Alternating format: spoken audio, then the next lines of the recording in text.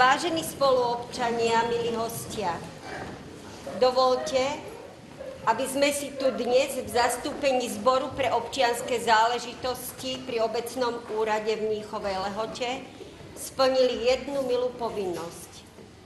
Využívame k tomu i túto krásnu, sviatočnú predvianočnú atmosféru, aby sme odovzdali cenu obce Mníchova Lehota človeku, ktorý vdýchol našej obci dušu.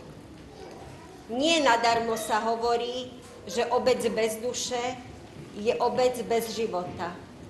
Hovorím o žene, čo vdýchla život kultúrnemu dianiu v oblasti zachovávania ľudových tradícií, ktoré majú v našej obci dlhoročnú tradíciu. Buďte nám tu všetci srdečne vítaní. Vážení spoluobčania, milí hostia, nastáva slávnostný okamih odovzdávania ceny obce Mníchova Lehota za rok 2013 pani Janke Červeňanovej za dlhoročnú, aktívnu a obetavú osvetovú činnosť, vyhľadávanie prameňov ľudovej kultúry, zachovávanie folklórnych a ochotníckych tradícií, za prácu v redakcii Lehotského klebetníka a prácu s mládežou, budovanie lehotského povedomia a spolupatričnosti a systematické dlhodobé úsilie a pozitívne zviditeľňovanie obce Mníchova Lehota doma i v zahraničí. Poprosím pani Janku Červeňanovú, aby si prišla prevziať cenu obce Mníchova Lehota z rúk starostu obce a zápisku pani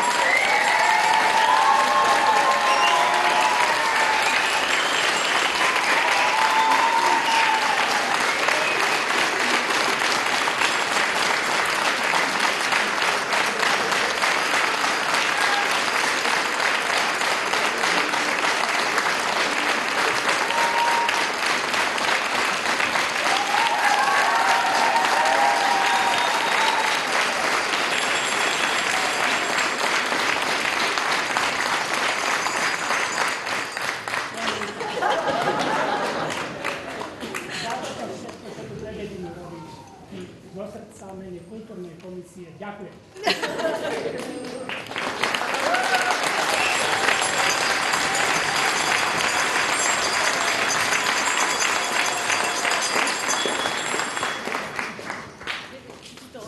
Ja musím...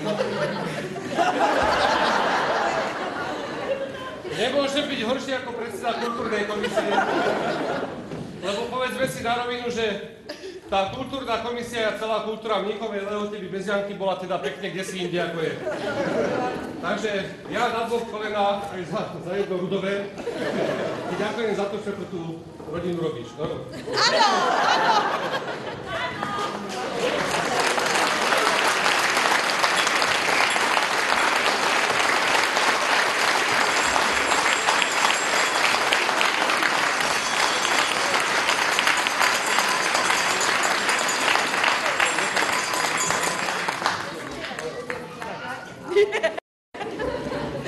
Janka, prajem ti, aby ti ten elán, ktorý máš, zostal a aby si ešte tú radosť a si všetko, ktoré máš, rozdávala i naďalej.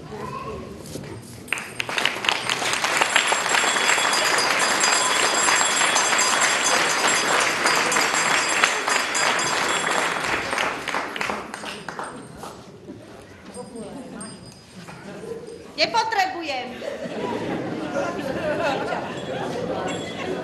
Hey,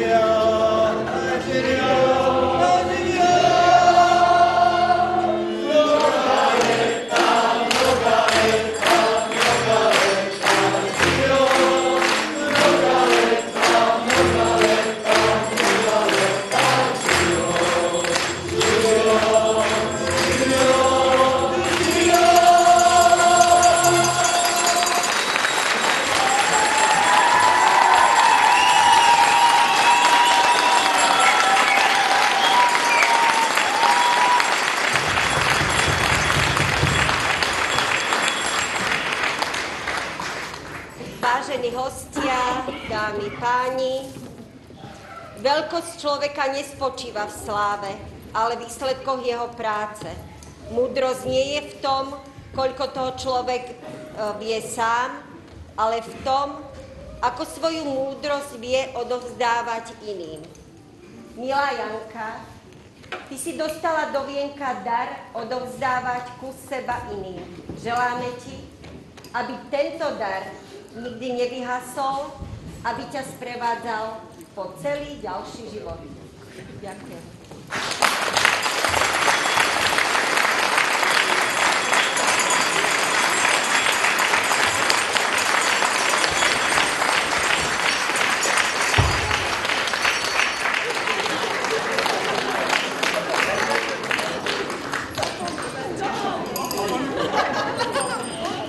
Ďakujem.